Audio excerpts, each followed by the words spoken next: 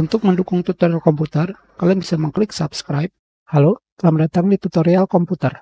Tutorial kali ini mengenai bagaimana cara menghapus jaringan WiFi yang sudah ada di komputer kalian.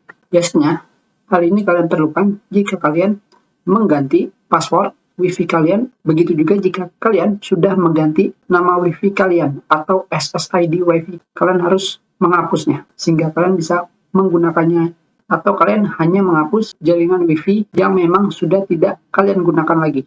Sekarang, untuk bisa menghapus jaringan WiFi tersebut, kalian pilih start menu, dan sampai sini kalian ketik Wi-Fi.